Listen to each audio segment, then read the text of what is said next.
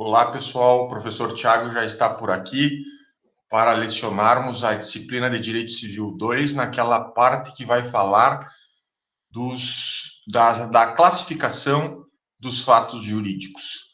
Vocês devem estar ouvindo em demasia o professor repetir, mas tenho certeza que aqueles que estão dando atenção ao que o professor repete dificilmente esquecerão, ou ao menos gravarão uma boa parte daquilo que a gente está tratando. No início do semestre, a gente tem como cardápio, vamos dizer assim, como conteúdo programático, falar de conceito, estrutura e classificação dos fatos jurídicos. Pois sobre conceito, vocês estão lembrados que nós falamos na semana passada,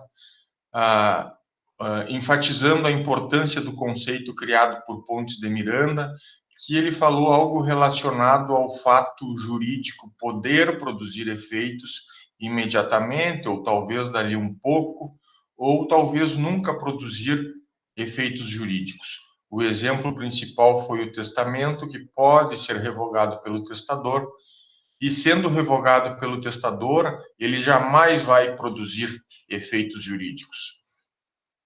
Depois, na aula de ontem, o professor falou com você sobre a estrutura do fato jurídico e disse: todo fato jurídico que o legislador resolve colocar em vigor, todo fato jurídico tem um suporte fático.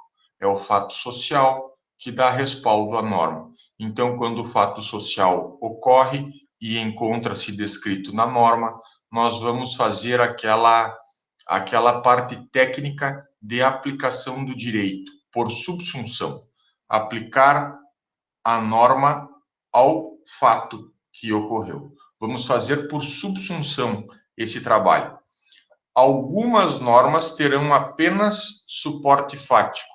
Essas normas, elas serão princípios, elas serão cláusulas gerais, elas trarão no seu conteúdo de suporte fático um grande e importante valor. Não terão, portanto, um preceito ou consequência. Os valores que vêm contidos na norma, no princípio, eles são para aplicação pelos intérpretes, e as soluções que o preceito não traz, porque não há preceito, as soluções são criadas pelo intérprete, a partir da ponderação desses grandes valores que estão no nosso sistema jurídico. Por isso, o propósito da aula de hoje é falar com vocês.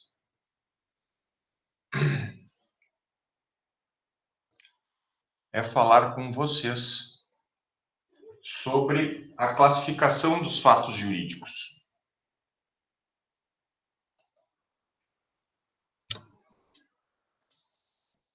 Vamos lá. O professor já postou um material no Google Sala de Aula e também lá no portal da URI. O nosso objetivo é, então, como eu disse, tratar da classificação dos fatos jurídicos. Vocês têm aqui ao lado a apresentação que já está disponível como material de estudo. Eu tenho chamado de mapa mental, pode ser? Aí, agora eu perdi completamente o visual do Google Meet, eu estou enxergando apenas esse documento do PowerPoint. Então, fatos jurídicos nós já combinamos para nós nos comunicarmos. Fatos jurídicos são leis em vigor, legislações em geral, legislações que estão vigorando no Brasil. Está bem? O nosso propósito hoje é falar um pouco sobre classificação.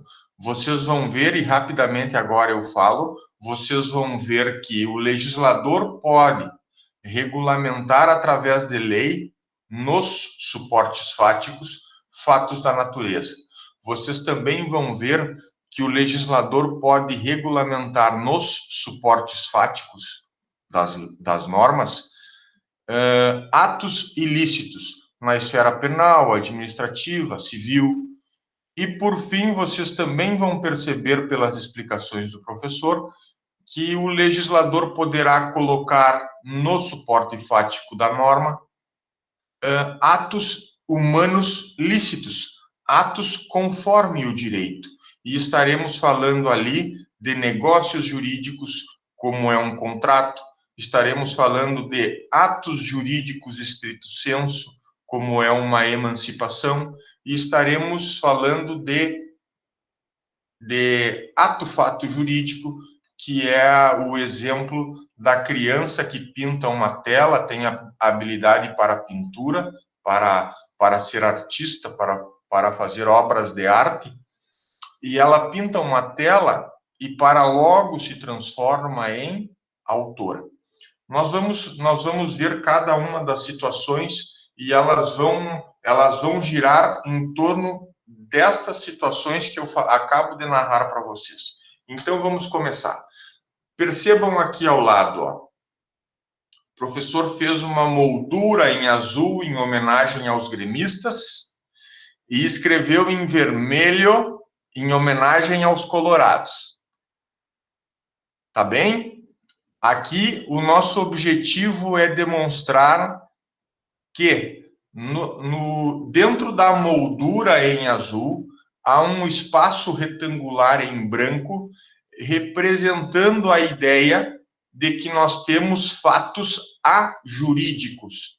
E eles são ajurídicos porque eles não encontram-se regulamentados em lei. Se nós tivéssemos que depender na graduação em Direito de fatos ajurídicos, a graduação em Direito não existiria.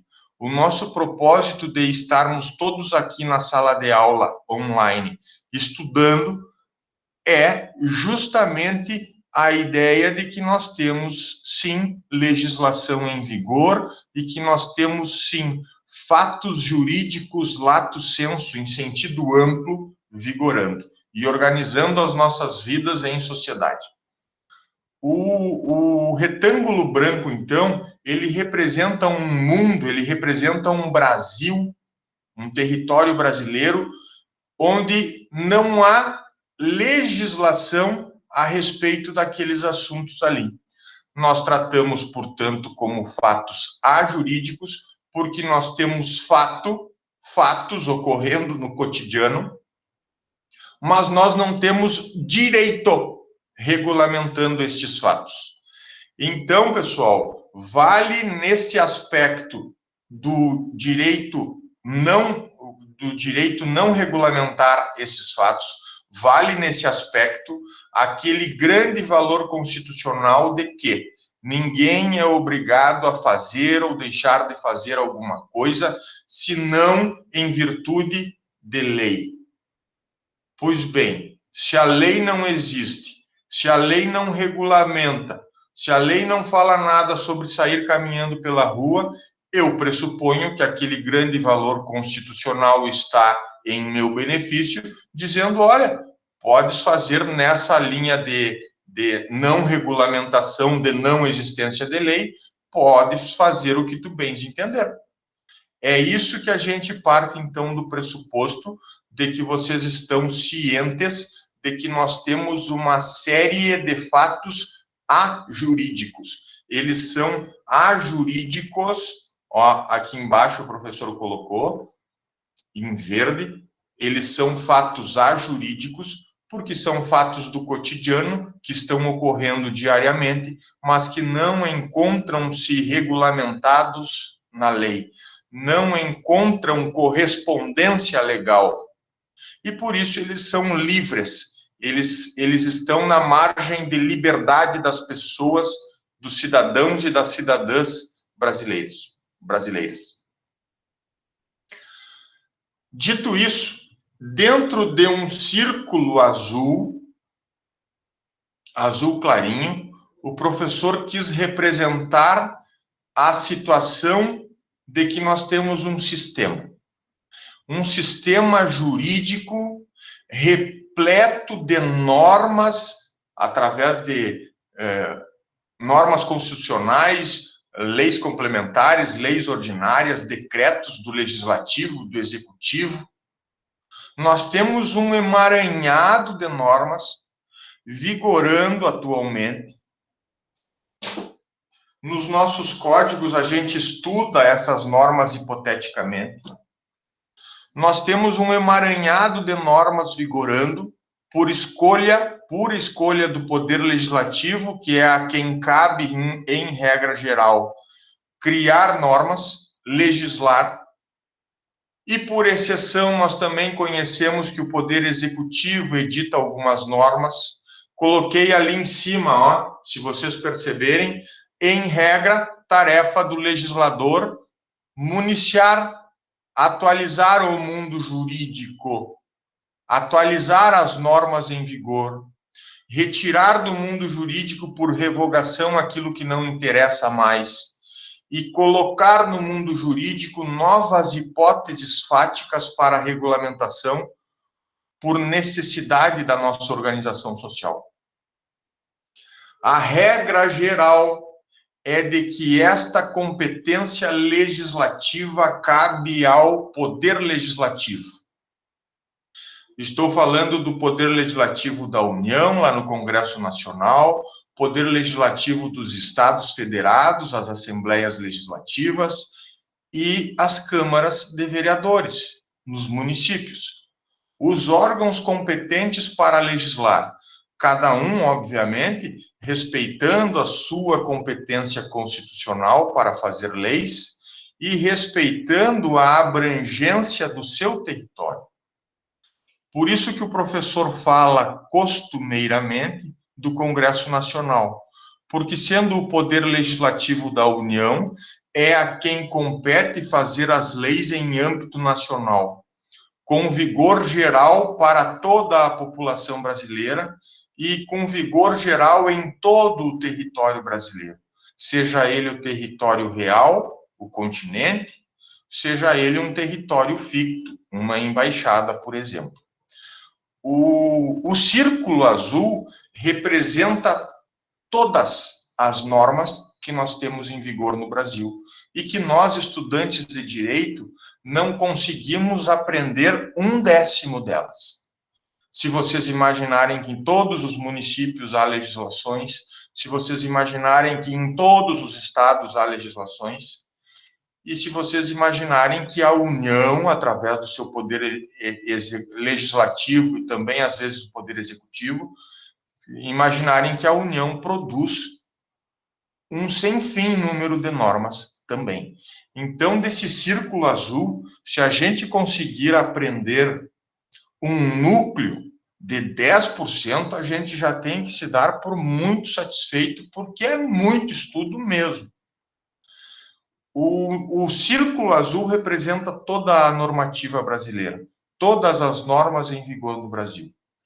O trabalho de movimentar o mundo jurídico para a atualização, revogando leis e criando ou colocando leis novas em vigor, é uma tarefa precípua do Poder Legislativo, e então o legislador tem em mãos, o que eu costumo brincar, o legislador tem em mãos a chave do cofre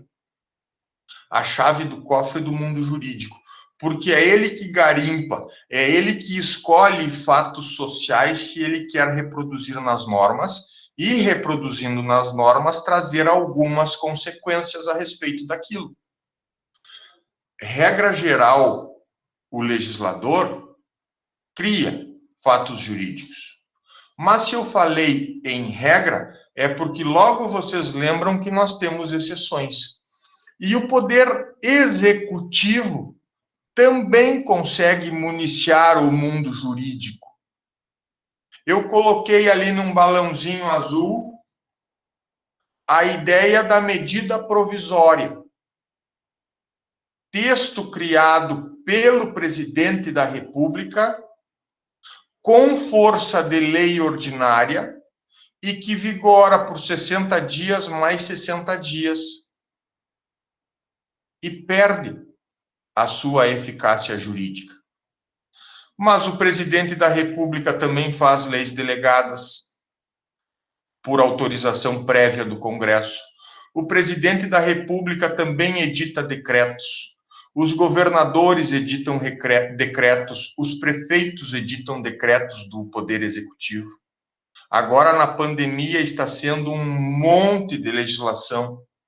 Está saindo decretos semanalmente do Poder Executivo para organizar a conduta social, a circulação de pessoas, a abertura do comércio. Então, nós temos um sem fim número de leis, de legislações para aplicação.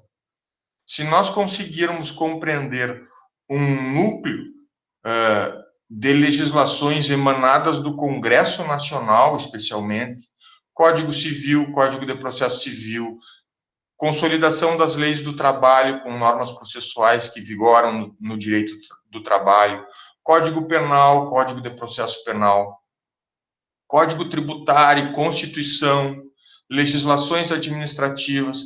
Se nós compreendermos um núcleo duro que vocês vão ver aqui na graduação em Direito, se nós compreendermos isso, nós estamos no topo de linha. Porque os juristas, eles não conseguem, de maneira alguma, estudar tudo o que está em vigor no Brasil. É humanamente impossível. Cada um, então, fica especialista da sua área. Quem for advogar por um município vai ser técnico em direito municipal. Quem for advogar lá como procurador do estado do Rio Grande do Sul ou de outro estado, vai ficar técnico nos assuntos que envolvem direito dos estados federados. Mas cada um vai estudando pontualmente aquilo que vai trabalhar. Agora vamos combinar que na graduação em Direito, vocês precisam sair com um núcleo de conhecimento sobre a legislação federal, especialmente, para que vocês possam ter a habilidade de transitar entre os ramos do direito e ter a habilidade de conhecer minimamente os aspectos mais importantes. A tarefa, principalmente, é do legislador para criar novas leis e revogar leis antigas.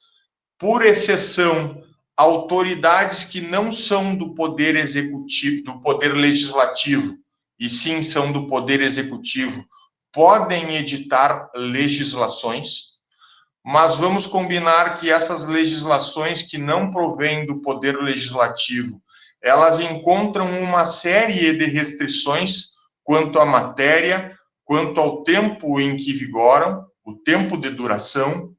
Vejam que a medida provisória, por exemplo, ela vigora por até 120 dias, depois perde eficácia.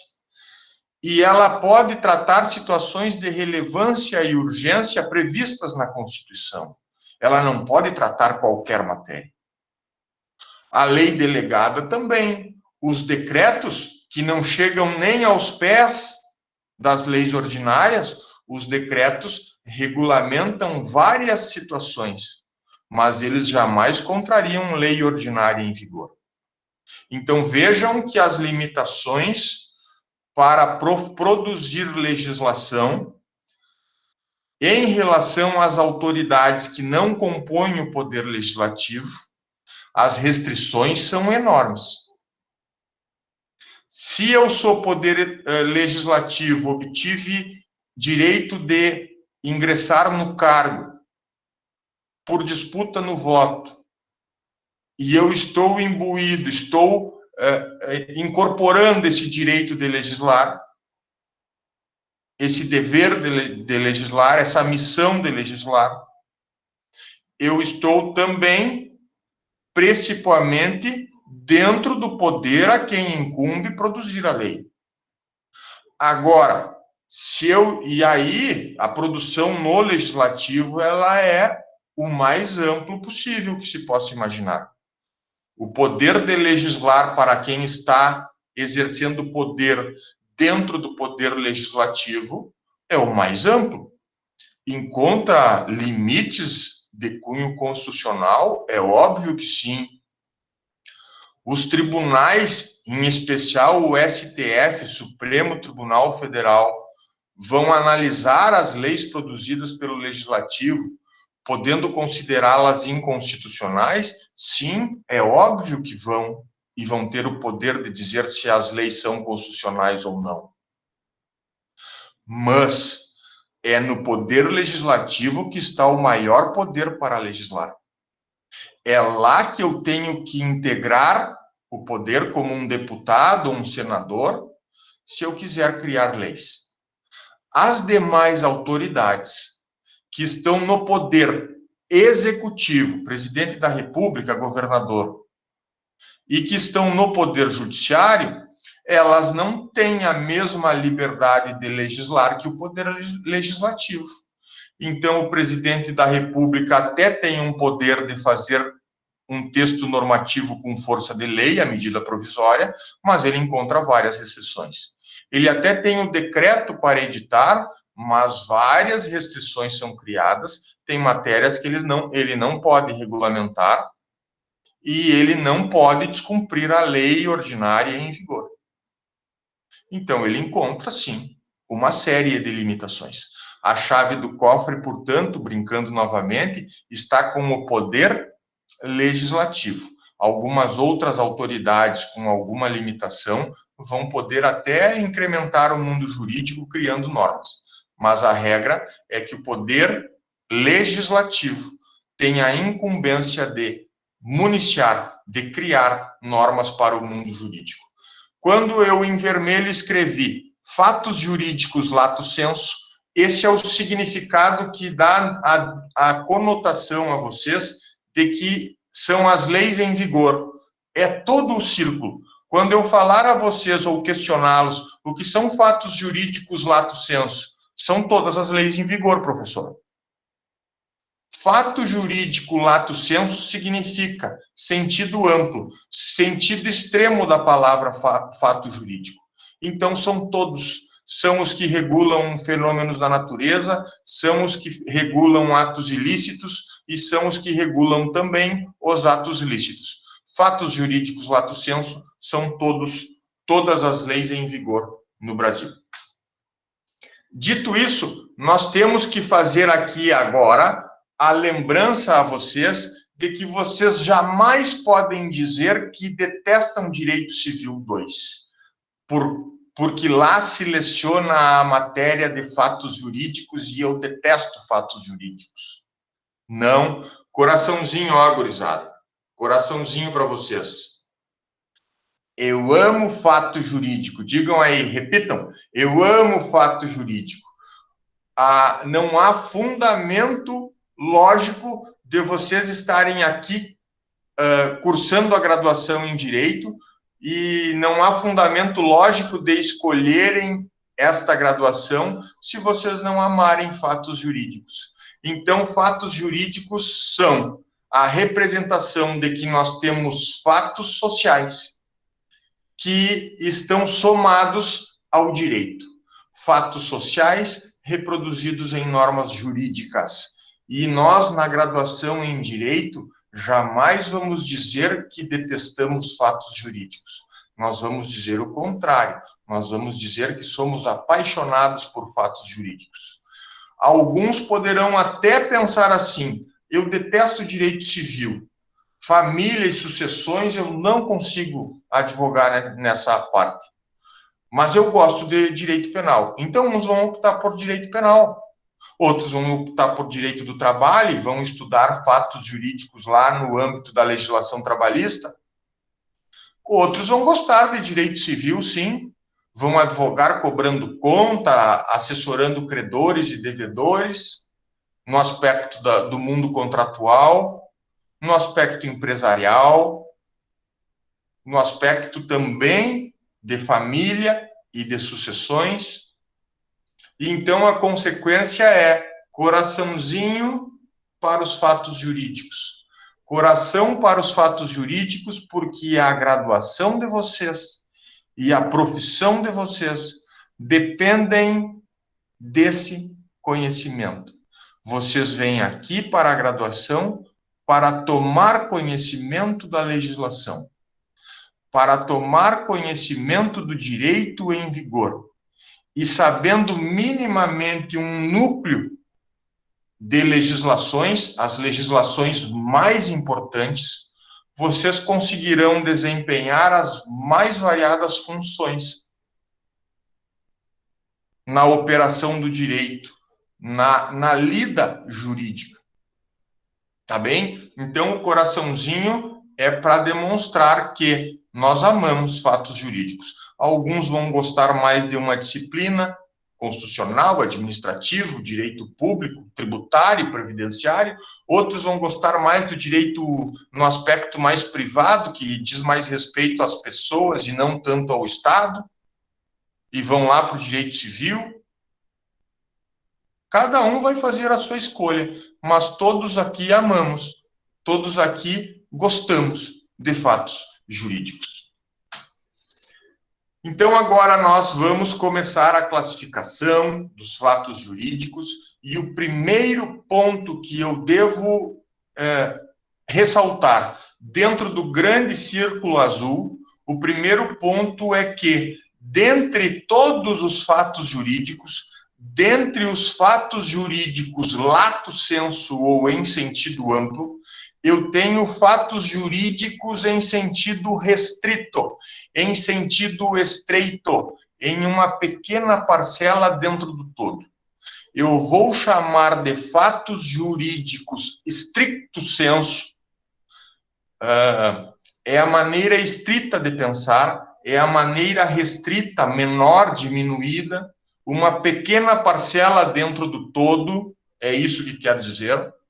Então, eu devo pensar que fatos jurídicos stricto sensu, eles são fatos naturais. O legislador, sim, cria regras, enfatizando no suporte fático, fato da natureza. Fato que ocorre naturalmente, independentemente da presença da pessoa humana ali naquele ato. Vamos, então, começando pela ideia de que os fenômenos da natureza, regulados em lei, eles podem ser denominados de fatos jurídicos stricto sensu ordinários. E eles são ordinários porque são muito comuns de ocorrer.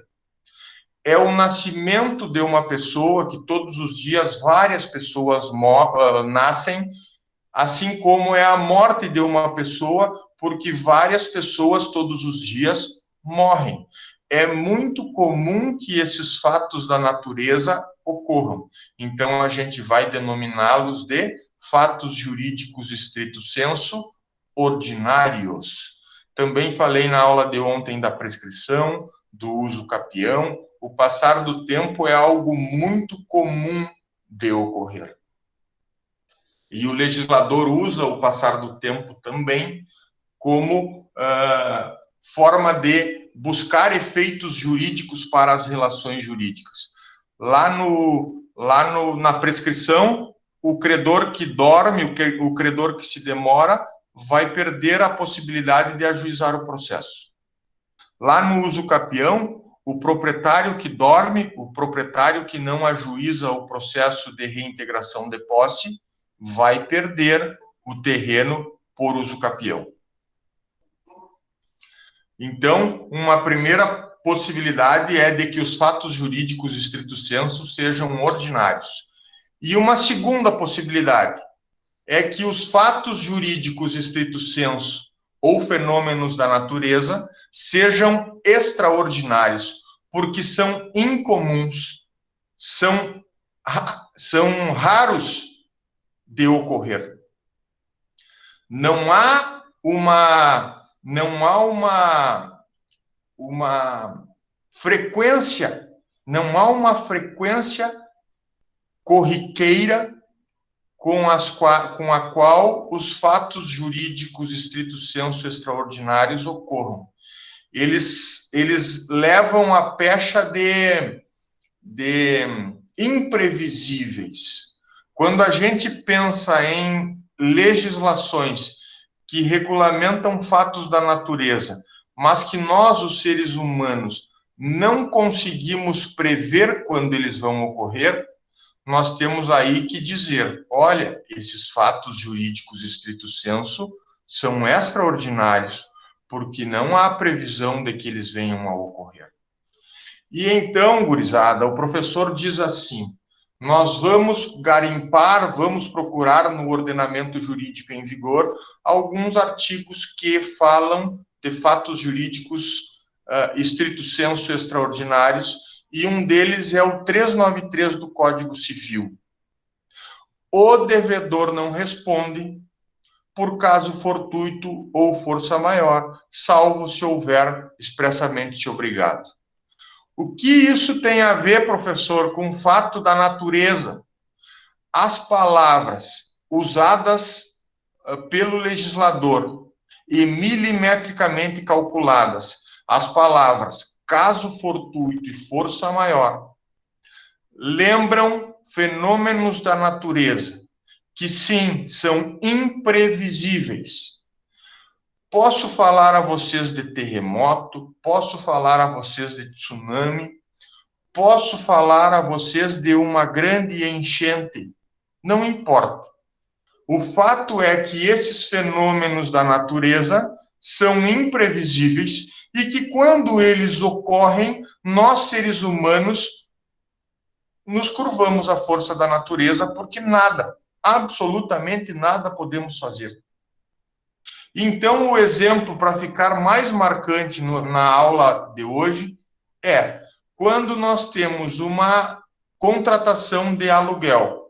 De um lado, o inquilino que paga o aluguel e mora na casa, e de outro lado, o proprietário, nós temos que ter a habilidade de reconhecer se uma grande enchente destruir a casa alugada, ou se uma grande ventania destruir a casa alugada, quem é que responde pela reparação dos danos? É o inquilino, porque estava na casa, ou é o proprietário, que é o titular efetivo da coisa que se deteriorou, da coisa que se destruiu? E a resposta está no artigo 393. Se isso virar um processo judicial, o 393 estará em defesa do inquilino. Mas provavelmente as pessoas vão reconhecer o artigo 393 antes de virar processo judicial.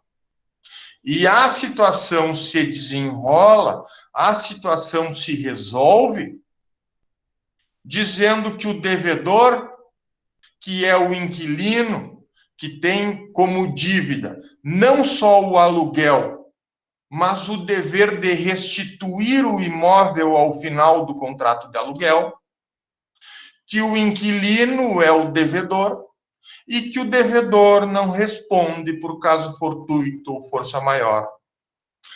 Ou seja, excelência, se estiverem falando num processo judicial, ou seja, excelência, o inquilino não responde pelos estragos na casa alugada, vírgula, porque os estragos foram proporcionados por violenta força da natureza. Cabe ao proprietário, como titular do bem, arcar com os ônus do conserto. É isso, gurizada. Quando o legislador utilizou expressões do tipo caso fortuito e força maior e disse o devedor não responde por eles, ele está ali colocando na regulamentação fatos da natureza. Toda vez que a força da natureza for a responsável, vejam, não tem responsabilidade humana aí. Poderia ter. Se eu contasse no exemplo o fato de que o inquilino esqueceu o ferro de passar roupa ligado. E então, esquecendo o ferro de passar roupa ligado, a casa incendiou. Aí tem dano causado pelo inquilino. Aí tem culpa dele por esquecimento do ferro ligado. E o proprietário, sim, tem o direito de exigir que ele repare o imóvel que pegou fogo. Diferente é quando não há culpado. Diferente é quando a força destruidora da natureza destruiu a casa. E aí não há pessoa culpada. Há fenômeno da natureza imprevisível, há fenômeno da natureza contra o qual o ser humano não consegue fazer frente, e há o 393 para o inquilino alegar. Não respondo por caso fortuito força maior. Para o senhor proprietário, vá reconstruir a casa. Essa é a ideia. Também lá o Código Civil vai falar de formação de ilhas no meio dos rios. Paulatinamente vai se acumulando material, resíduo, areia, pedra, forma ilha. De quem é a propriedade, o Código Civil também fala como fato jurídico estrito sensu extraordinário. A avulsão, aluvião, aquela força da natureza que desloca ou vai deslocando continuamente terra de uma margem ou areia de uma margem do rio e depositando isso mais abaixo em outra margem. Então, um terreno diminui, um terreno de um proprietário diminui, porque a enxurrada levou a areia, as pedras, enfim, rio abaixo, e lá embaixo outra propriedade aumentou, porque todo aquele resíduo que saiu de uma propriedade se acumulou na frente de outra. São raros os acontecimentos assim. E se são raros, mas são da natureza, são fatos jurídicos estrito sensu, extraordinários. Dito isso, nós vamos adiante. Já falei da natureza e falo agora de ações humanas. Os próximos fatos jurídicos que nós vamos estudar, eles terão a presença da pessoa humana. Ou para o mal, no caso dos atos ilícitos, a pessoa humana, na sua índole maldosa, agiu para causar o mal, então nós temos os atos ilícitos, ou a pessoa humana agiu no seu poder de liberalidade, utilizando a legislação que trata de fatos lícitos, e produziu fatos jurídicos que lhe convinham, como é um negócio jurídico na forma de um contrato, como é um negócio jurídico na forma de um casamento. São atos da vida civil que a gente pratica e que são puramente lícitos, conforme o direito. Então, agora eu vou gastar um tempinho falando dos fatos humanos.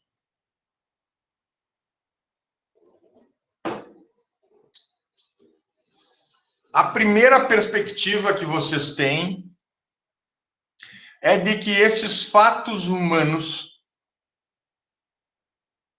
eles são tratados como atos ilícitos.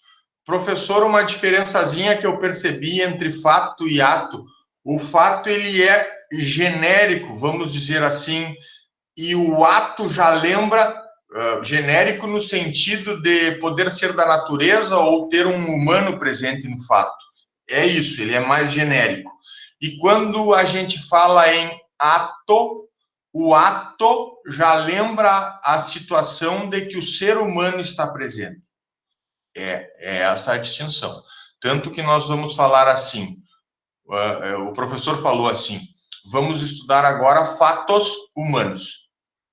E aí eu vou explicar para vocês atos ilícitos e atos lícitos. Então, quando a gente fala na palavra ato, nós temos mais o cunho de presença humana naquela situação.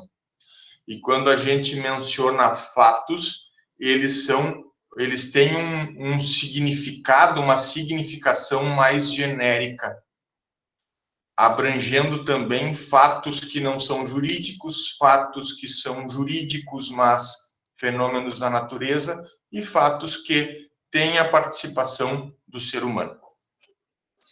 Então, dentro dos fatos humanos, nós começaremos a estudar os atos ilícitos, aqueles atos pelos quais a gente não deve se aventurar, a gente não deve praticar. São condutas regulamentadas nos suportes fáticos das normas, mas são condutas não queridas pela sociedade e não desejadas pelo legislador.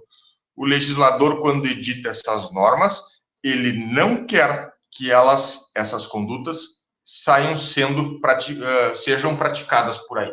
Ele não quer isso, ele não deseja isso. Então, nós estamos agora adentrando no mundo das ilicitudes e no mundo das legislações que abordam fatos contra o direito. Fatos que o direito quer coibir, fatos que o nosso direito brasileiro não quer que ocorram por aí. O primeiro aspecto que eu devo chamar a atenção, dentro do mundo das ilicitudes e dos atos ilícitos, nós temos o corpo de normas que trata do direito penal.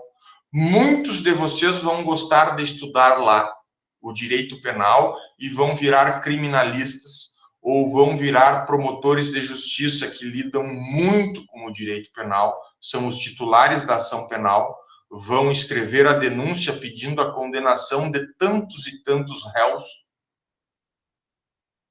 Então, o direito penal, ele tem um corpo de normas que vai tratar de criminalizar fatos sociais. Porque ele não concorda, o legislador não concorda, a sociedade não concorda com esses fatos. A sociedade reprime e, através do legislador, a sociedade legisla e cria leis de direito penal. Vocês vão estudar lá penal 1, penal 2, penal 3, penal 4. Processo penal 1, processo penal 2, processo penal 3. Vão estudar imensamente a legislação penal, porque ela faz parte desse núcleo que eu falei a vocês. Um núcleo que vocês têm que saber aqui na graduação. E que cai muito em concurso. Especialmente se vocês forem para concurso de magistratura, ou promotor, ou Ministério Público, ou que mais, Defensoria Pública, enfim. Mas o direito penal, ele tem uma característica que eu denominaria de monopólio. Monopólio é quando alguém concentra sozinho um poder, uma determinada situação, uma determinada fatia do mercado, uma determinada produção de bens e serviços, monopoliza. E quando eu falo de direito penal, eu preciso dizer a vocês, direito penal é monopólio. É monopólio do Congresso Nacional para fazer a lei penal. Somente lei ordinária emanada do Congresso Nacional produz fato criminal. Não há outra autoridade competente senão os 513 deputados e os 81 senadores. Somente eles legislam direito penal. Há um monopólio para legislar direito penal e criar fatos jurídicos na seara penal. E digo mais, há um monopólio para aplicar o direito penal. Somente o Poder Judiciário, na figura do juiz, pode proferir sentença condenatória e determinar que alguém cumpra pena em um presídio. Professor, mas a polícia aplica a lei todos os dias, prende em flagrante. Como é que o senhor vem me dizer que só o Poder Judiciário? A polícia faz a sua atribuição, prende em flagrante e tem 24 horas para submeter o réu preso à presença de um magistrado. Eu não me lembro direito, mas é a famosa audiência de custódia, salvo engano. Porque o magistrado vai canetear através de decisão, falando se relaxa essa prisão em flagrante, porque estão presentes requisitos de liberdade provisória, ou se ele converte a prisão em flagrante. Converte em quê, professor? Em prisão preventiva, para deixar o cara respondendo ao processo chaveado já. O magistrado decide, com monopólio. Não é o delegado, não é o promotor de justiça. O delegado investiga, o promotor de justiça denuncia e pede a condenação, mas o monopólio de dizer o direito penal é do Poder Judiciário. E aí vem aquela história que eu falei para vocês.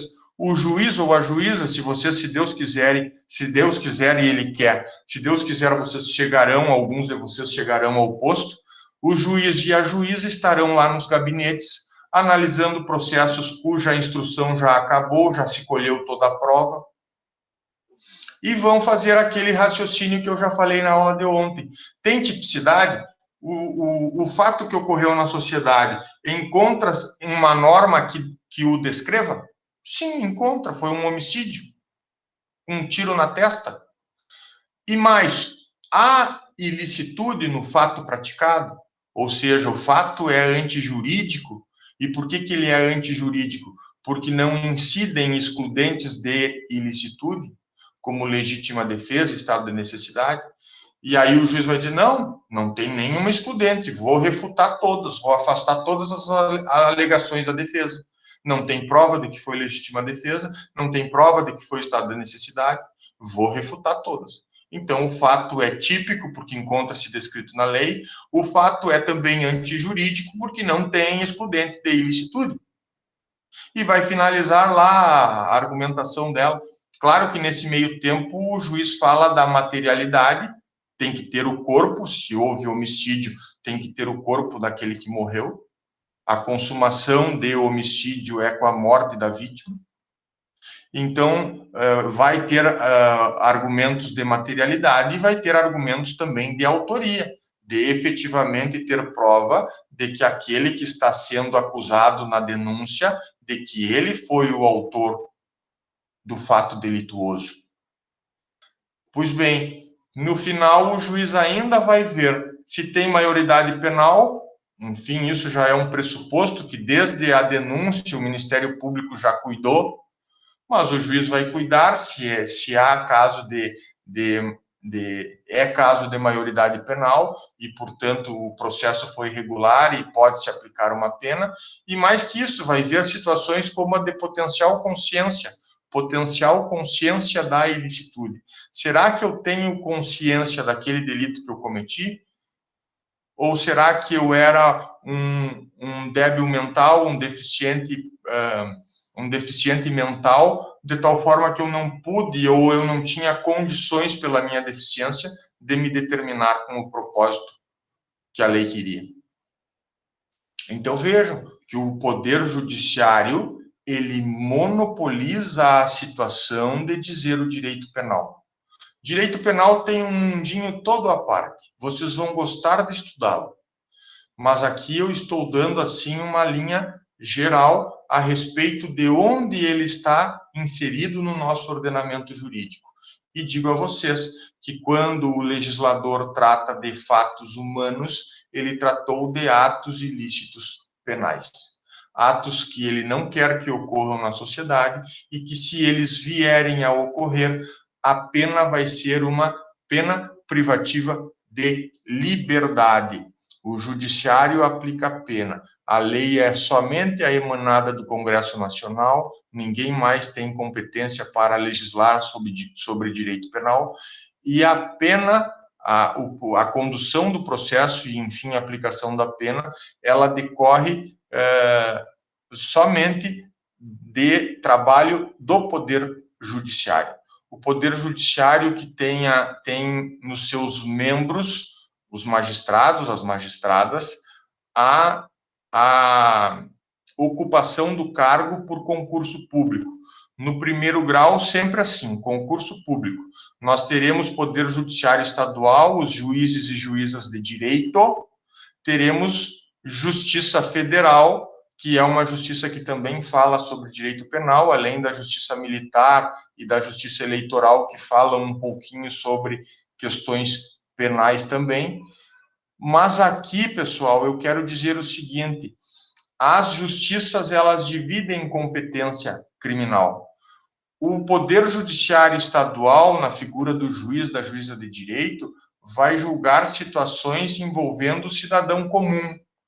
A Justiça Federal vai julgar questões criminais que sejam do interesse da União Federal, como o caso de moeda falsa. Uma moeda falsa bem falsificada, que foi passada no comércio. Esse processo vai virar ação penal. Procurador da República, que é o Ministério Público Federal, vai denunciar lá na Justiça Federal, onde tem um juiz federal que também atua no aspecto criminal. E a Justiça Militar também tem a sua parcela de competência criminal para situações militares, e a Eleitoral também tem sua parcela de questão criminal para crimes puramente eleitorais. Então, há uma divisão ali, depois vocês vão estudar isso. Mas o que eu queria dizer é isso, que em primeiro grau, a regra geral é que os magistrados ocupem o cargo por concurso público. Quando a gente chega nos tribunais, que também têm competência para dizer direito penal nas questões de julgamentos de recursos criminais, os tribunais têm 4/5, 4 de cada 5 desembargadores, 4 de cada 5 desembargadores, membros da magistratura de carreira. Professor, mas e 1/5, 1 entre 5 desembargadores, vem da onde?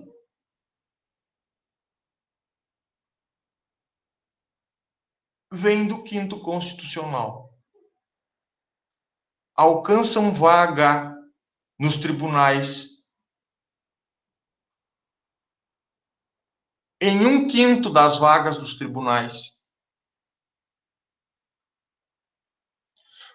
Pessoas que integram a carreira da advocacia há mais de 10 anos e pessoas que integram a carreira do Ministério Público há mais de 10 anos.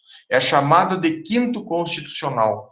Então, regra geral, concurso público para magistratura, essa pessoa que passa no concurso público para magistratura sabe, então, que ela é monopólio de direito penal. Ela vai dizer direito penal. A não ser que ela não esteja numa vara que atue na matéria criminal. Mas ela tem, originalmente, a possibilidade de, sendo juiz ou juíza, de atender questões criminais. Depois, nos tribunais, a imensa maioria dos desembargadores vão julgar recursos e vão chegar ao tribunal como final de carreira da magistratura. 4 em cada 5 desembargadores estão lá em final de carreira. Mas 1/5, 1 em cada 5, chegaram lá por indicação ou da OAB ou do Ministério Público. E então ali eles têm assento como magistrados. Não de carreira, mas após a investidura no cargo, após a posse e entrada em exercício, sim, eles vão ter competência para dizer o direito penal. Ah, professor, mas ele atuou 10 anos como defensor na advocacia privada. É óbvio que ele vai chegar lá no tribunal, numa câmara tribunal, e vai mandar soltar todo mundo. É o ônus de quem tem na Constituição o 5º Constitucional fornecendo vagas para integrantes da OAB e integrantes do Ministério Público. Assim como o integrante da OAB vai mandar soltar todo mundo, pode ser que o integrante do Ministério Público queira prender todo mundo. O fundamento disso, só para acabar, o fundamento disso é que os tribunais compostos somente por magistrados precisariam de oxigenação, novas mentes. E então, a cada 4 magistrados, essa oxigenação de mentalidade, a cada 4 magistrados, por força de norma constitucional, colocou um como sendo ou do Ministério Público ou da advocacia. Tá bem? Normas penais, monopólio para a produção delas é do Legislativo da União, monopólio para a aplicação do direito penal, para a juridicização do direito penal, aplicação da norma ao fato, também é do Poder Judiciário. Também temos monopólio. Na sequência, eu digo a vocês que nós temos atos ilícitos administrativos. Aqui não tem monopólio de legislação pelo Poder Legislativo. Aqui nós poderemos ter regulamentos feitos por decreto do Poder Executivo. Nós temos, inclusive, decreto do Poder Executivo, do Poder Executivo da União, nós temos decreto do Poder Executivo da União, falando sobre infrações envolvendo o meio ambiente, impossibilidade de cortar árvores, impossibilidade de matar espécies animais, impossibilidade de pesca, enfim, nós temos aqui na esfera do direito administrativo, não há monopólio do Poder Legislativo da União para legislar. Não há nem monopólio do Poder Legislativo. Que dirá Poder Legislativo da União? Todos os poderes legislativos do Estado, do município, podem editar algumas normas relativas a atos administrativos, a infrações administrativas. O poder executivo, na pessoa do presidente, do governador ou do prefeito, também pode editar decretos com algumas situações administrativas. E então, o poder executivo, que tem um corpo bem equipado de funcionários, fiscais, seja na polícia de trânsito, seja no IBAMA ou nas secretarias de meio ambiente nos estados e nos municípios,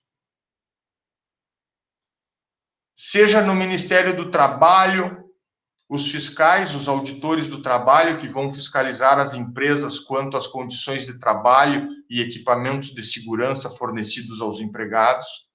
Essa turma que tem a possibilidade, tem o poder de fiscalizar, essa turma sai à rua para efetivar a legislação. E saem com o seu bloquinho de autos de infração e visualizando o fato errado, visualizando a ação incorreta que contraria a norma administrativa, puxa o seu bloquinho de autos de infração e preenche o auto de infração aplicando a norma ao fato, juridicizando a norma. Ou seja, no auto de infração, a autoridade fiscalizadora tem o poder de ser o juiz da causa. Viu a ultrapassagem indevida? Ninguém mais viu. Era o condutor do veículo, o condutor do caminhão ultrapassado e o policial fiscalizando. Manda parar, puxa o bloquinho com auto de infração, aplica a infração, aplica a penalidade descrita na norma e está juridicizado o fato. Fiscalização é ter o poder de agir na forma como a lei lhe determina. Bom, professor, mas eu preciso me submeter ao que o fiscalizador fez? Eu preciso me submeter obrigatoriamente ao auto de infração? Eu preciso responder a vocês que, assim como o legislativo não tem monopólio para legislações de atos ilícitos administrativos, eu também preciso dizer a vocês que o Poder Judiciário não tem monopólio para dizer ou se manifestar a respeito de ilícitos administrativos. O Poder Judiciário poderá ser acionado. Mas a regra aqui é que os atos administrativos contem com a autoexecutoriedade. E então, respondendo à pergunta que eu mesmo formulei, eu estou dizendo a vocês que nós poderemos, sim, nos submeter à força do auto de infração e cumprir a penalidade determinada. Pagar a multa, ou pode ser outra penalidade, perda do direito de dirigir, embargo da obra, embargo da atividade, enfim, tem várias penalidades administrativas. Nós podemos, sim, entendendo que erramos, nos submeter ao auto de infração e pagar a penalidade proposta. Ou nós podemos não concordar com ela. Talvez porque nós entendamos que o pressuposto de fato não seja ideal, não seja o que está previsto na norma. E então a nossa alegação vai ser no sentido de que o policial disse que ocorreu um fato, mas o fato ocorreu de forma diversa. Ou nós poderemos alegar pressupostos de ordem jurídica, matérias jurídicas consolidadas pelo tribunal ou de pura incidência da lei. Tal artigo foi aplicado incorretamente. Ou tal artigo, segundo o tribunal, não deve ser aplicado porque é inconstitucional. Enfim, nós temos matérias que podem girar em torno do fato e temos matérias que podem girar em torno da questão jurídica. O fato é que administrativamente os órgãos públicos nos dão possibilidade de defesa e recurso administrativo. O DETRAN é caso que a gente sabe que nas multas se faz a defesa administrativa e depois ainda tem 2 graus de recurso administrativo. Posso eu me submeter ao critério da autoridade que julga o recurso administrativo e cumprir o que ele determinou. Se ele validou o auto de infração, cumprir. Ou eu posso dizer assim, não consegui resolver na esfera administrativa, agora eu vou bater na porta do Poder Judiciário com uma ação anulatória e vou pedir a anulação do auto de infração. Se as autoridades administrativas não reconheceram as minhas alegações, de fato e de direito, eu agora vou pedir que o juiz as reconheça. E vou pedir a anulação do auto de infração. Então, vejam, no administrativo, não há nem monopólio para legislar, também como não há monopólio para o Poder Judiciário dizer o direito administrativo. Nós poderemos procurar o Poder Legislativo se nós, infratores, tivermos uma discordância com o que foi praticado. Mas, se não, a gente segue e se submete ao que a autoridade administrativa e fiscal entendeu. A autoexecutoriedade dos atos administrativos vai permitir que os cidadãos cumpram o determinado nos autos de infração, cumpram as penalidades, mesmo sem socorrer do Poder Judiciário.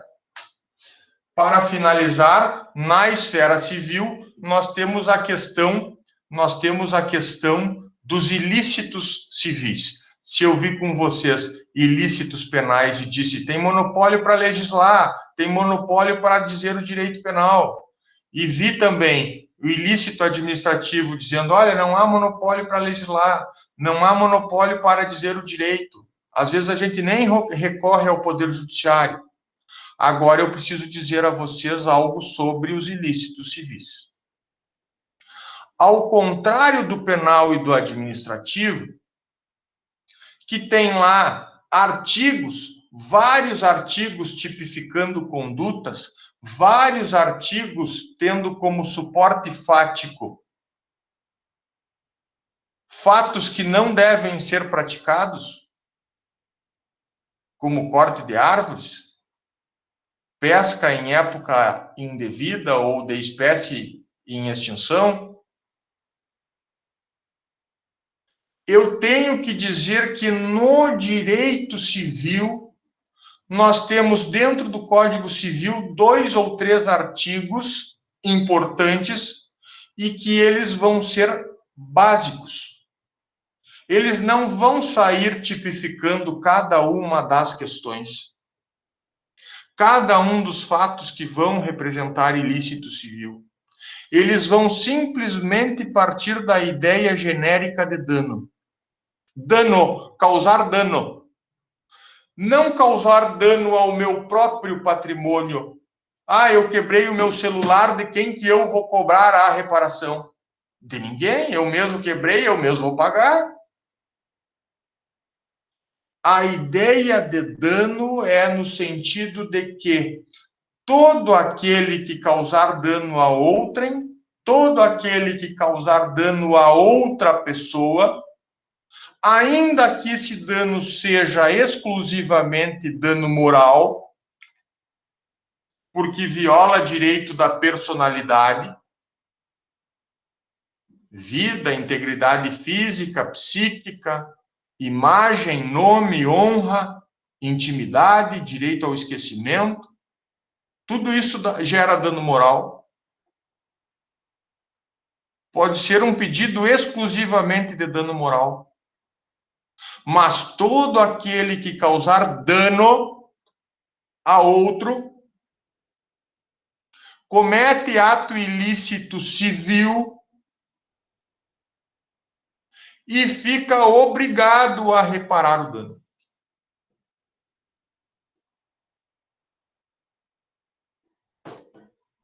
Professor, o senhor falou que a legislação é genérica, consta no Código Civil já, e não há muita legislação a respeito disso, bastam alguns poucos artigos que a gente sustenta juridicamente a ideia de que quem causou o dano tem que reparar. É isso? É exatamente isso. Com pouquíssimos artigos que vão colar para vão servir para qualquer ação indenizatória, com pouquíssimos artigos a gente fundamenta juridicamente que aquele que causou dano tem que reparar. Então, excelência, o dano moral é 5 mil. Desculpem. O dano material que eu gastei para reparar o veículo é 5 mil. E, além disso, eu quero também o dano moral, porque ele saiu de lá e me deu uns empurrões. E gritou comigo e me chamou de várias palavras de baixo calão.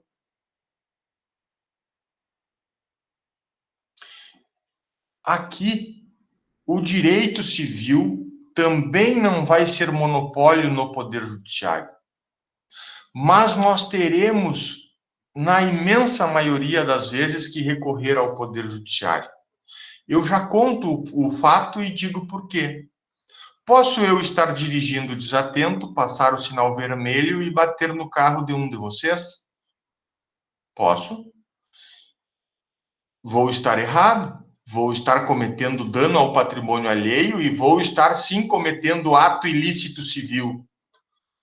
Agora, eu posso descer do meu veículo, puxar a carteira e já sair colocando 5 mil na mão do outro condutor e dizendo assim, vou reparar o dano, vou te dar 5 mil porque tu vais gastar, o estrago foi grande, tu vais gastar esses 5 mil e o que der a mais, vamos fazer o orçamento agora, o que der a mais eu vou te repor. Estou eu, condutor culpado por desatenção, estou eu cometendo um ato ilícito civil? Sim, professor, o senhor está cometendo um ato ilícito civil. Mas e se eu puxei a carteira e reparei o dano na hora? Ainda assim foi um ato ilícito civil. Só que o cara que puxa a carteira na hora, só para exemplificar, ele já está se desincumbindo do dever de reparar o dano. O que a gente não vê nessa reparação espontânea do dano? Geralmente a gente não vê uma pessoa pagar dano moral a outra espontaneamente. De eu descer do meu carro e dizer assim, olha, eu vou pagar os 5 mil pelo reparo do carro e aqui está mais 3 mil para que você tenha o dano moral satisfeito, porque eu lhe causei de sabor. Então, geralmente, a indenizatória, quando ela visa buscar também dano moral, ela terá sim que ir para o Poder Judiciário. Agora, a indenização em si, quando nós ficamos só na seara do direito material, do dano material, melhor dizendo, do dano material, há muitas e muitas situações em que as pessoas causam o dano e botam espontaneamente a mão no bolso e reparam o dano, sem necessidade de ir ao Poder Judiciário. Então, o Poder Judiciário nos ilícitos civis, ele é uma faculdade, ele está à nossa disposição. Assim como lá nas infrações administrativas o Judiciário estava à disposição para as ações anulatórias, para anular o auto de infração, aqui no civil o Judiciário está à nossa disposição para as ações condenatórias. Porque essas ações de indenização, elas não querem anular nada. Elas querem condenar o causador do dano a reparar o dano. Então, aqui, no ilícito civil, todo aquele que causou o dano, maior ou menor, não importa, causou o dano, é um ilícito civil. Surge a obrigação de reparar esse dano. A tutela indenizatória, quando a gente pensa no Poder Judiciário em ajuizar a ação, a tutela indenizatória, ela pode abarcar dano material, dano moral, dano estético, e hoje até a doutrina fala em novos danos, como a perda de uma chance. Perder uma chance pelo dano que me foi causado. Então, o dano foi de tal monta que eu perdi a chance num concurso. Enfim, a doutrina tem debatido a respeito dessas situações. O fato é que eu posso, na esfera civil, ter um ato ilícito civil e prontamente reparar extrajudicialmente e a situação acabará ali. Eu pago o valor do acidente de trânsito, do estrago no carro do outro condutor. Porque a culpa foi minha e eu assumi que a culpa é minha. Tudo certo. Agora, quando o condutor culpado não quer pagar espontaneamente, ou quando o condutor culpado paga apenas o dano no veículo e nós queremos também cobrar um dano estético ou um dano moral, o Poder Judiciário vai ser a solução. E então nós, habilidosamente, como advogados, advogadas, vamos provocar o Poder Judiciário, o Estado juiz, para que ele, analisando os fatos e analisando as provas, defira a indenização por danos materiais e morais. O ilícito civil está consolidado quando alguém causa dano a outra pessoa. É sim autor de ilícito civil quem causa dano a outra pessoa. E surge como preceito, como consequência, o dever de reparar esse dano. Isso é responsabilidade civil por ato ilícito. Vejam que aqui eu estou falando de um mundo extracontratual. Porque lá, quando vocês forem estudar os contratos, vocês também vão ver que um contrato que não foi cumprido pelo devedor torna o devedor praticante de um ato ilícito. O que se quer é que o contrato seja cumprido. Mas se não o foi, o credor vai ter a ação judicial para buscar a reparação. Lá no mundo dos contratos, nós temos também a ideia de ilicitude quando uma cláusula contratual é descumprida. Porque vai gerar responsabilidade civil contratual também. Mas nesse ponto aqui, eu quero falar a vocês especialmente do ato ilícito civil na visão aquiliana da coisa, nessa responsabilidade civil extracontratual, fora de contrato. É o exemplo do acidente de trânsito. Causou dano, paga. Tem dano moral, o juiz vai condenar pelo dano moral. Tá bem? Isso é ato ilícito civil. Agora, gurizada, eu preciso terminar a aula com vocês falando de atos lícitos. Temos pessoa humana nos atos lícitos? Sim, a pessoa humana está ali naqueles fatos que permeiam os atos lícitos. A pessoa humana está ali, praticando atos da vida civil. Ah, professor, praticando atos da vida civil? É, praticando atos da vida civil. Licitamente, conforme o direito quer. E aí, se eu expliquei para vocês antes que fato jurídico lato sensu são todos os fatos jurídicos em vigor no Brasil, e disse que fato jurídico estrito sensu é uma pequena parcela de fatos que o legislador regulamenta e que dizem respeito a fenômenos da natureza, agora eu vou ter que fazer o mesmo processo de raciocínio. Eu vou ter atos humanos lícitos que nós vamos denominar genericamente de atos jurídicos lato sensu. Fatos jurídicos lato sensu, todo o círculo, todo o balão azul. Ato jurídico lato sensu, balãozinho menor, branquinho, contendo apenas os atos humanos lícitos, conforme o direito.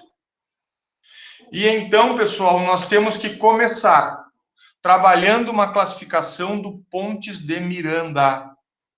Alguns autores não a trabalham, mas eu faço questão que vocês saibam o que ela diz. E faço questão porque ela traz uma diferenciação importante, no sentido de que no ato fato jurídico que nós ora começamos a analisar, no ato fato jurídico, o suporte fático vai falar de ação humana. Vai ter pessoa humana presente no ato fato jurídico. O que não vai ter no ato fato jurídico? Não vai ter o filtro dos elementos complementares ou requisitos complementares. Não vai ter o filtro, pensando na escada pontiana, não vai ter o filtro do segundo degrau do plano da validade. Aquele que eu falei na aula de ontem e disse assim: o agente precisa ser capaz, o objeto lícito e possível, a forma prescrita em lei ou não vedada pela lei, e a vontade do ser humano que participa do ato, essa vontade precisa ser a mais livre possível. Não poderá haver coação. Então, pessoal, no ato fato jurídico, nós temos um suporte fático onde o ser humano está ali integrado, vai participar desse fato jurídico. Mas as questões envolvendo especialmente a capacidade plena da pessoa não vão ser perquiridas, não vão ser indagadas, não vão ser necessárias. Por óbvio, então, nós não teremos a famosa ação anulatória de um ato fato jurídico.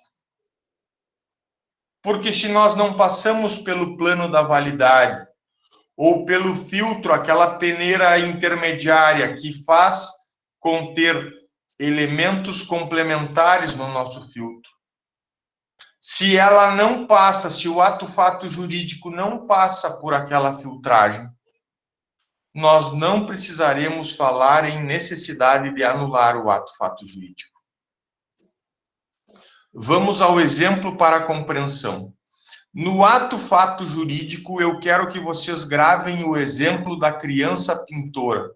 Se pensarem em ato fato jurídico, pensem, criança pintora. Ato fato jurídico, criança pintora. Tem no ato fato jurídico, no suporte fático da norma que o legislador criou, tem pessoa humana? A resposta é sim, tem. Mas essa pessoa humana que está ali praticando esse ato fato jurídico, ela precisa ser capaz plenamente? Ou ela precisa ser assistida em caso de relativa incapacidade?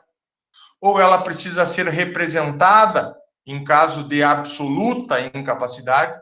E a resposta será não. Ela não precisa de representação, ela não precisa de assistência, ela não precisa ter maioridade. Civil, 18 anos, não precisa. Deem uma tela em branco a uma criança que tenha a habilidade de pintura artística e a façam produzir um quadro, uma pintura. Logo após o término do trabalho artístico, nós teremos uma obra de arte. E eu lhes pergunto, quem é o autor ou quem é a autora da obra de arte e que tem todos os direitos autorais reservados, tem todos os direitos patrimoniais sobre aquela obra reservados? E vocês vão me responder, professor, é a criança que pintou. Ué, mas eu não precisava puxar a identidade dela para ver se ela tinha capacidade para a prática de atos da vida civil? E a resposta é não, não precisava de identidade. O ato-fato jurídico tem essa relevância. A pessoa humana está no ato-fato jurídico ali, praticando o suporte fático e buscando os efeitos que a norma quer,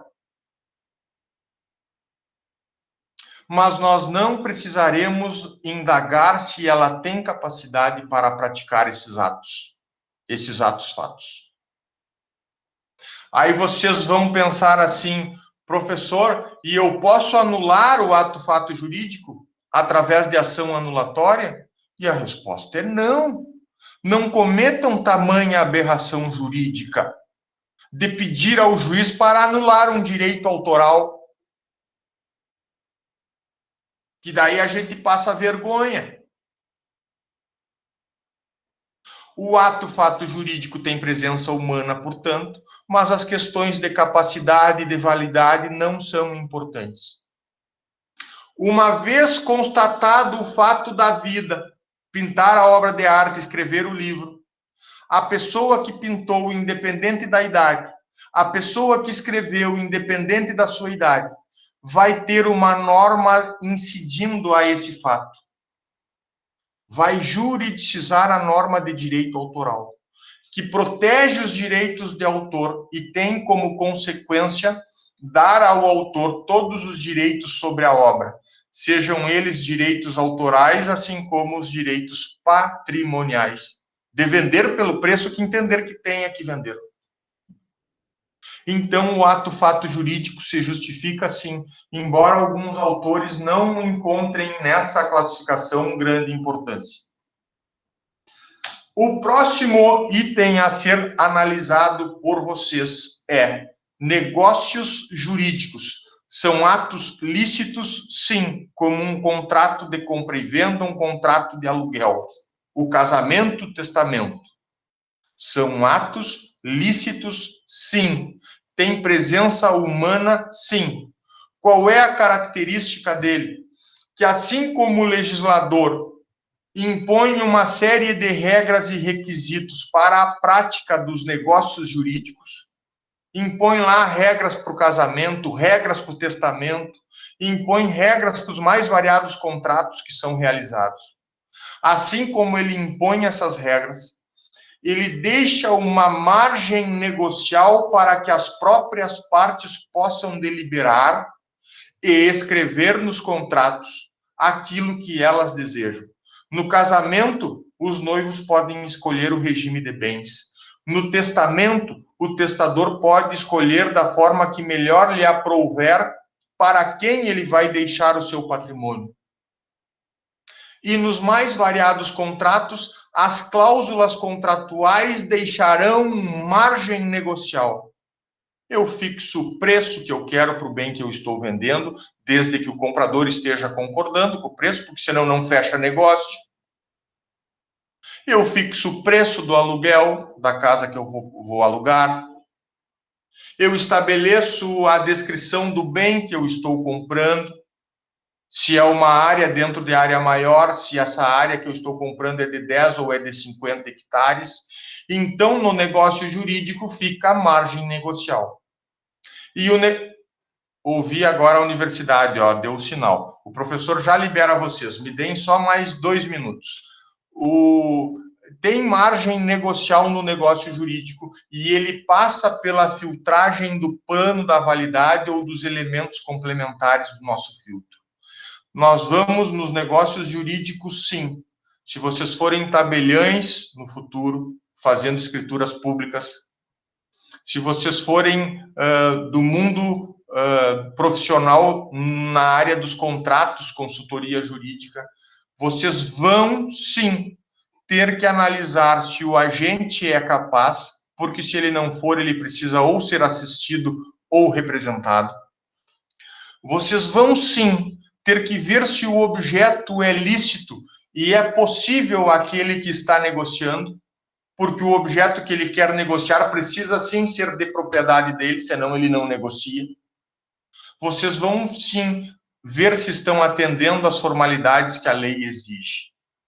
E em caso de desatenção, de esquecimento ou malandragem, em que um desses requisitos não seja cumprido, a ação anulatória é a nossa salvação.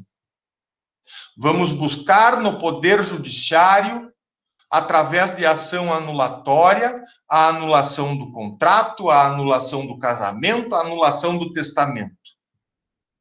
Por quê? Porque o nosso fundamento jurídico vai ser: o agente não era capaz e não foi assistido. O objeto era ilícito, ou o objeto não pertencia a quem negociou.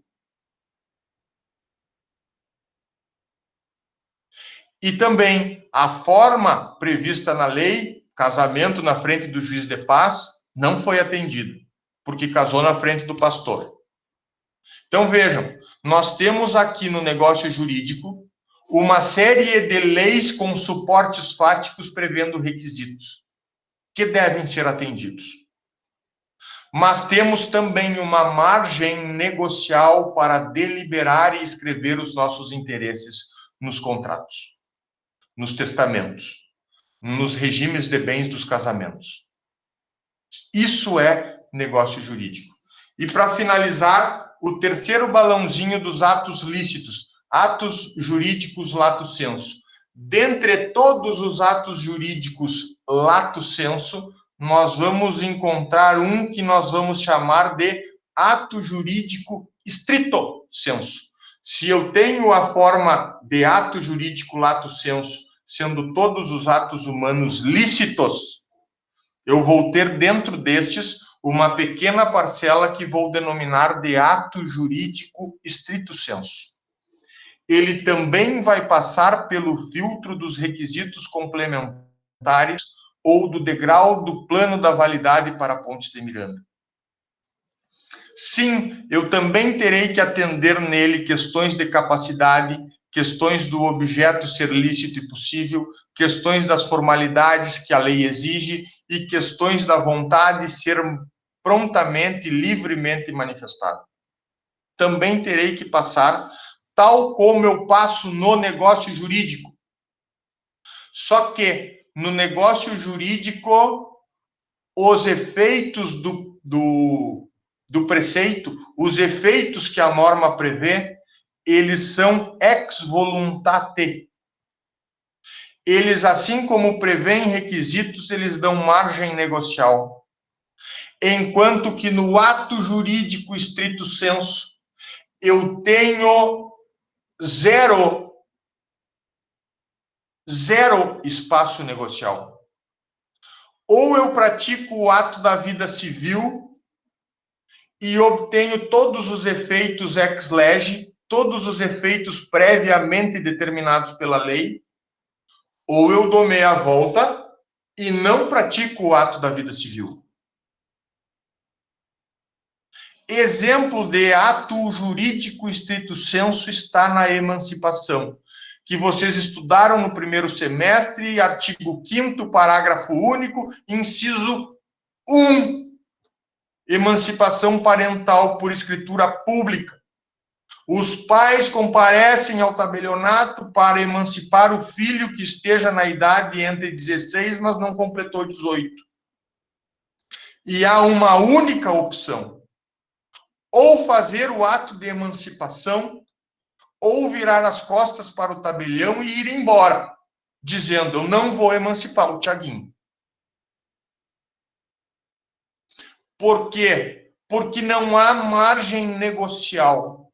Eu não posso, como pai, dizer ao tabelião: escreve aí que ele está emancipado para todos os efeitos, menos para casar. Não tem essa.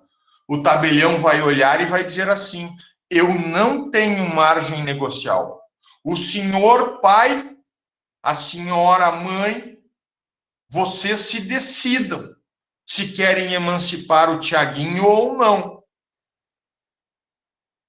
Porque ou vocês emancipam e colhem todos os efeitos legais da emancipação, ou vocês não emancipam e então ele não terá capacidade plena. É preciso decidir. Se eu emancipar, eu colho todos os efeitos previamente determinados na lei. Um segundo exemplo poderia: minha filha, eu peguei a declaração de nascido vivo, fui ao registro civil das pessoas naturais e pedi o assento do nascimento. Saí de lá com uma certidão de nascimento de uma pessoinha que acabara de nascer. Nesse ato eu reconheci o quê? A filiação. Espontaneamente reconheci a filiação. Eu não tenho margem negocial de dizer ao registrador: registra aí que eu estou reconhecendo a filiação para todos os fins, menos para pagar pensão alimentícia. Pensão alimentícia eu não pago. Não tem como fazer isso. No ato jurídico estrito sensu, o suporte fático prevê ação humana lícita, mas a gente vai aderir aos efeitos previamente determinados pela lei. E a lei não deixa margem para a gente deliberar. Eu assumo a paternidade, reconheço a filiação e reconheço essa filiação para todos os efeitos. Eu assumo que quero emancipar o meu filho e faço essa emancipação para que ele tenha capacidade plena para todos os efeitos. É isso que nós temos que reconhecer. Pessoal, para terminar nossa aula, eu coloquei exemplos, olhem só, de fatos naturais ordinários, fatos naturais extraordinários. Coloquei exemplos de ilícitos lá no penal, o furto, no decreto administrativo, o cortar árvores, e no Código Civil, o 186, que genericamente fala do dano causado. Causou dano a terceiro, obrigado a reparar. Finalizando, também temos os atos lícitos. 481 fala dos contratos, ali, contrato de compra e venda, é um exemplo de negócio jurídico. O ato jurídico estrito sensu, artigo 5º, parágrafo único, inciso 1, a emancipação parental. E também falo a vocês aqui de um exemplo do ato fato jurídico, conforme o exemplo da lei dos direitos autorais. O direito de autor, ele vai atingir, ele vai produzir efeitos para qualquer pessoa, tenha ela capacidade para a prática de atos da vida civil ou não tenha ela ainda plena capacidade para a prática de atos da vida civil. Fim, muito obrigado pela atenção de todos. Eu vou aqui agora encerrar o compartilhamento com vocês. Vocês já têm